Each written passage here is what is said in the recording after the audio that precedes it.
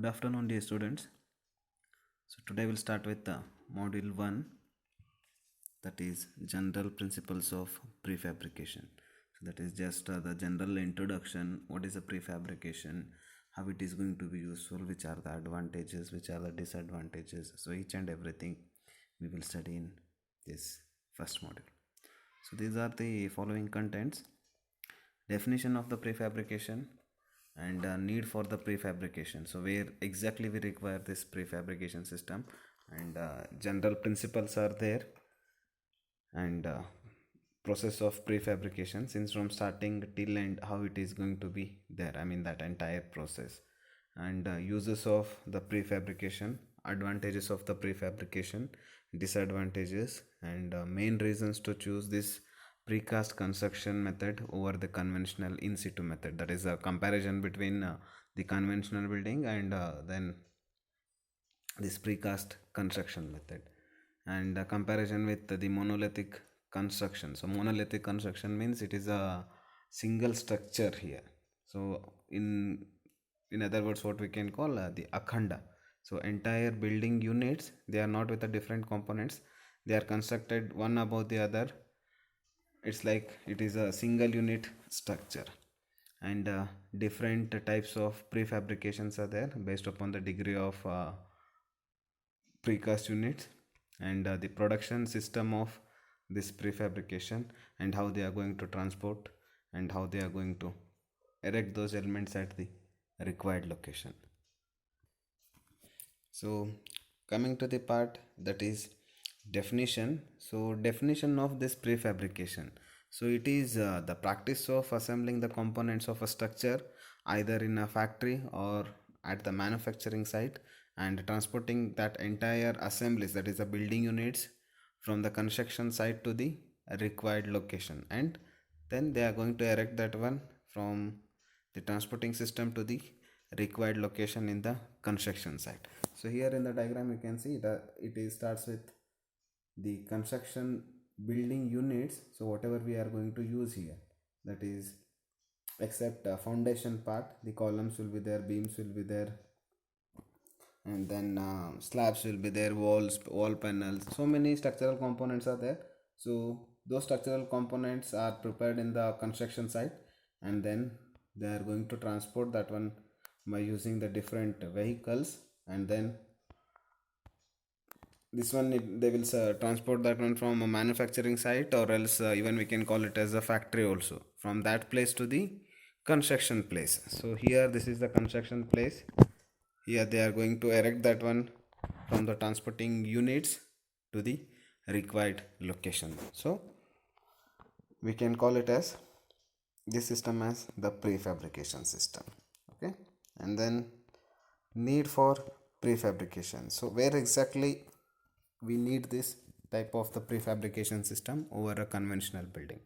So in that first one, the prefabricated structures which are used for the sites which are not suitable for the normal construction method, such as in the hilly region, or also when the normal construction materials are not easily available. So when we require this prefabrication system, in the sense, so when we can't afford with the normal type of the construction method. So normal type of the construction method means, so we'll borrow all the materials, we'll store at the required location. First we'll go with the foundation, and then the plinth level, column. So each and every member will construct in the site itself, right? So but here, when that possibility is not happens in the part of the normal method, I mean the when the normal construction method is not applicable in such areas such as hilly areas and all, so that time we'll prefer this prefabricated structures. So here in the prefabricated structures, entire building units are constructed in the factory, and then they are going to shift that one to the that particular places, and then they will place that one. And in some cases, the construction materials are not easily available. So during in the hilly areas and all, it is difficult to available with resources in the form of materials. So that time it is better to prefer the prefabricated system, because however we are going to transfer the materials from one place to another one place, the same transporting cost we can put for the entire building unit, so that the things will be easier in the form of cost as well as time. So second point, the prefabricated structure facilities which can also be created at a nearer site as is done to make a concrete blocks used in the plane of conventional structures. So here what they are preferring, so if the structures are with a large panel structures, I mean the large scale structures, so during that time the maximum building components are constructed with building blocks, that is concrete blocks or else bricks and all. So if they have placed that concrete block system, I mean the manufacturing system in the site itself, then with respect to the cost we can minimize the construction cost here, right? And third point, the structures which are used repeatedly and can be standardized, such as mass housing, storage sheds, godowns, shelter, and then bus stand or security cabins, site offices, pullover bridges, road bridges, tabular structures, or concrete building blocks are the prefabricated structures. So here what they are preferring, the structures are with the mass housing storage sheds. So mass housing storage sheds in the sense each and every building components are with the same size, with the same load carrying capacity, and then with respect to the dimensions, and then with respect to the location also there. So in that case how it is going to be helpful in the sense, so that design concept will be similar in each and every building units, right? So if they are constructing the different houses, you can take the example that is police quarters or else in the KB quarters and all. So there each and every house or building structures are similar, right? So that time if you design for one and one building there particularly, so the same thing we can be repeatedly used for other buildings also, right? So that time these types of the prefabricated system will be much helpful. And here if you want to go with this prefabricated prefabrication system, so it is having certain principles. Then if really we want to go for the prefabrication system in the construction, then we should follow these principles. The main reason to choose this prefabricated construction method over the conventional method, first thing is economy in a large scale project with high degree of repetition in work construction. So if the work is with a repeatedly in this construction form, then only we can prefer this prefabricated system, because their design will be similar in each and every building units. Only the thing is that construction of that building components there, right? So except that when the design is similar for all the building units or all the building components, that time we can prefer this prefabrication system.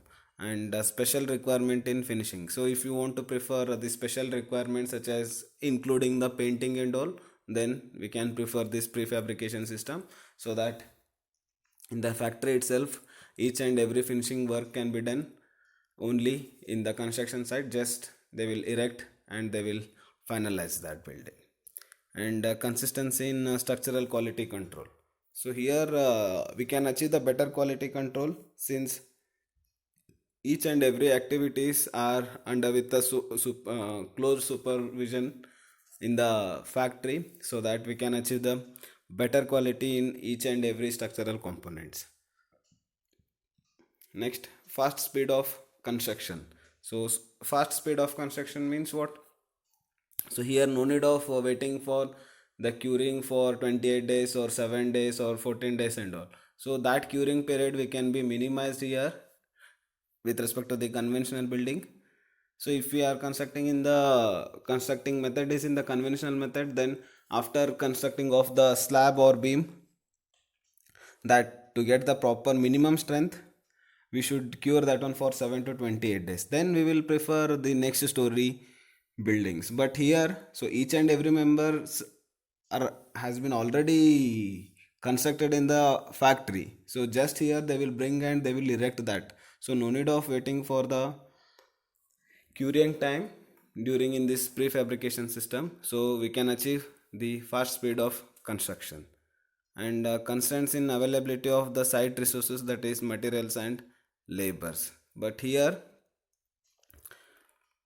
for the construction of the prefabrication building structural units, so here we need to maintain the proper site resources such as materials and laboratories. Here in the conventional building, might be the work can be get stopped because of improper availability of the materials and all. But here in the manufacturing site or in the factories, so most of the materials has been already stored, since it is a large units, I mean the large factory structures, it can stored well in advance that time. So no need of wasting time in the manufacturing of the building units. But the same thing we can't be afford for the conventional building if the resource availability of the resources are in lesser conditions, right? So that time we can choose this prefabrication system when we are not sure with the availability of the materials in the conventional buildings.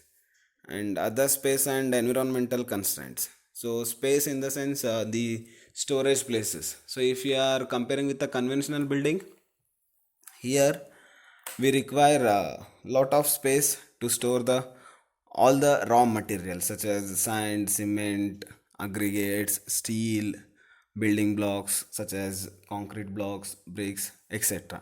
But here in the prefabrication system, each and everything has been already constructed in the factory itself, just they will bring and they will install that. Or else just to store that prefabrication building elements, we require that much of space, so that storage of raw material space can be minimized. And then environmental constraints, so it can be useful in all the environmental cases such as in the rainy season and all. So if you compare with the conventional building, if suddenly rain comes, if concrete work is going on and all, that time that concrete work will be getting stopped because of the environmental hazards.